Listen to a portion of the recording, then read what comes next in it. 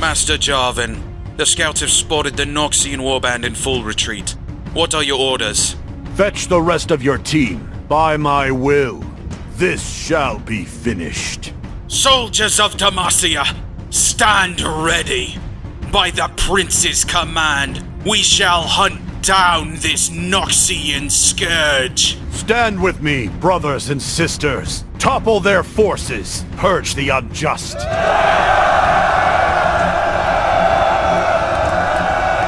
For the king!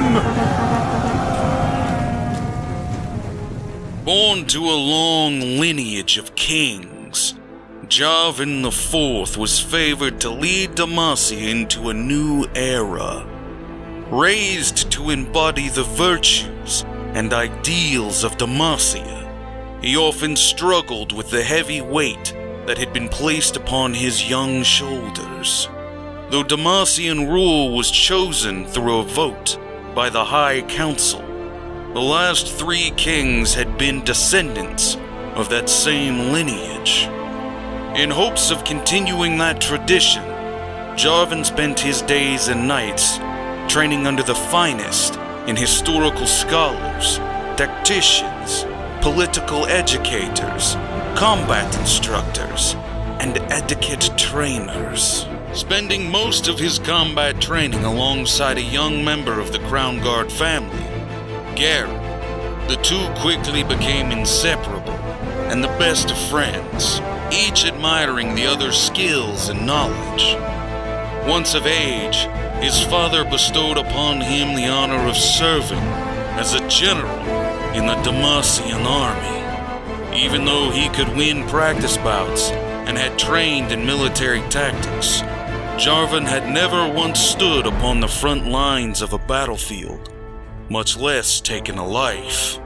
Determined to prove his worth through victories in battle, Jarvan led his troops against bands of the Winter's Claw, warring tribes, and even a coven of rogue mages.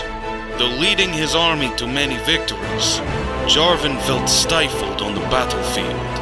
He was always surrounded by guards sworn to protect him, minimizing his role in the battle. When Noxus once again threatened the border of Demacia, it was Jarvan and his troops who called themselves to arms to defend the nation. Riding out to meet the Noxians, Jarvan and his men could never have anticipated the atrocities that awaited them. Whole towns and villages slaughtered, the corpses of hundreds of Demacians piled high as a warning. Only a small handful of survivors left behind to tell this awful tale. Advised to withdraw and send for reinforcements, Jarvan ignored his counsel. Shaken by the faces of the dead, he could not turn his back on the survivors in need.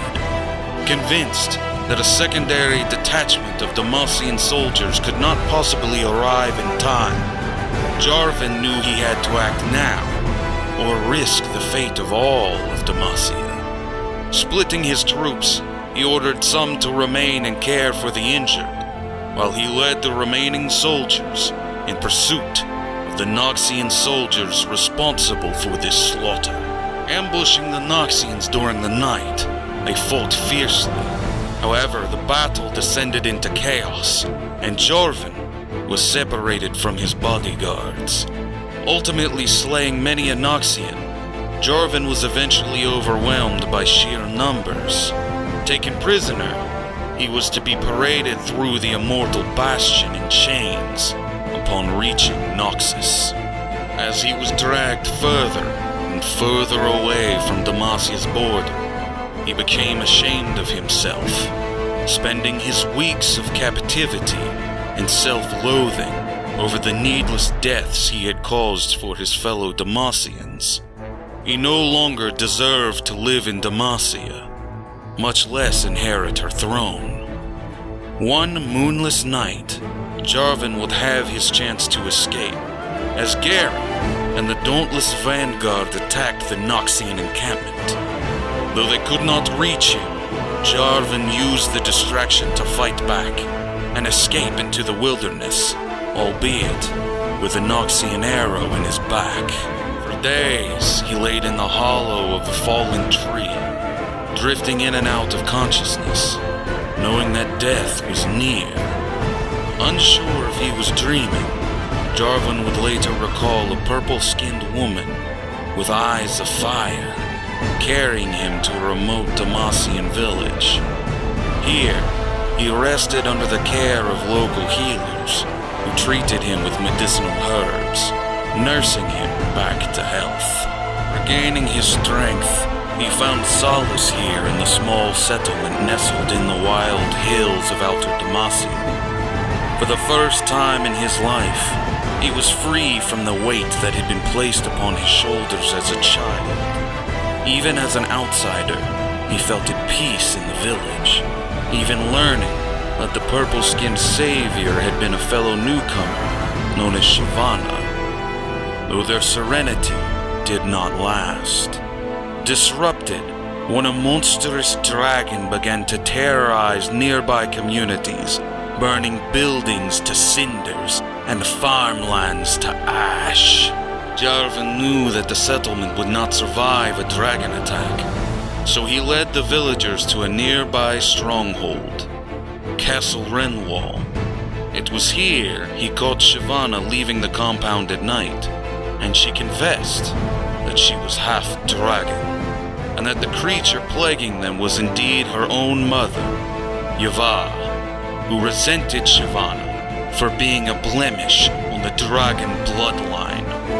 Like all Demacians, Jarvan had been raised to distrust magical beings, but he saw Shyvana's goodness and strength, and was determined to repay his life debt to her. Only together could they hope to take down such a fearsome enemy. Jarvan trained the villagers, and picked a site for the battle. The ancient Petrusite rune to the west. Tipping the arrows with sharpened Petrusite, he knew that killing the beast could only be done by drawing on all their efforts and standing together. Jarvan and his new soldiers laid in wait, while Shyvana stood in the center of the ruined courtyard. They watched in awe as she transformed into a dragon, roaring into the sky as an open challenge to her mother. Soon enough, an even more fearsome silhouette blackened the sun, and Yava descended upon the ruins. On his command, the soldiers loosed dozens of Petrusite arrows into the dragon's back, weakening her with every strike. The dragon reared up in pain and exhaled streams of flame. Soldiers were burned to death where they stood, only their armor remaining.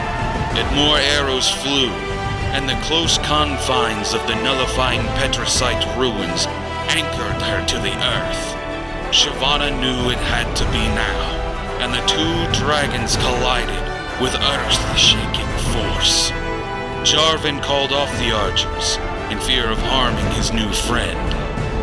He despaired as Shyvana collapsed back into her human form, with blood streaming from her neck.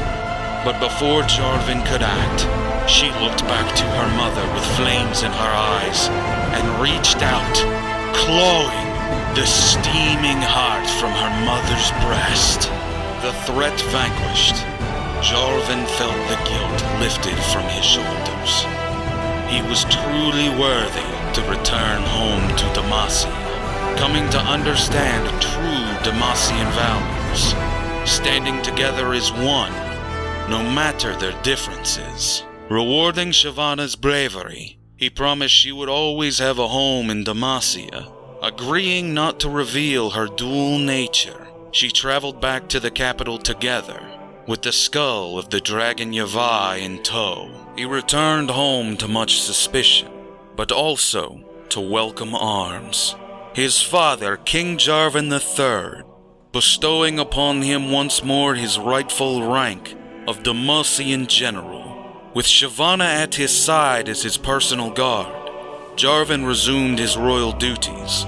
Sworn to uphold Demacian ideals, he would build a nation that valued each one of its citizens uniting them against whatever threats they may face.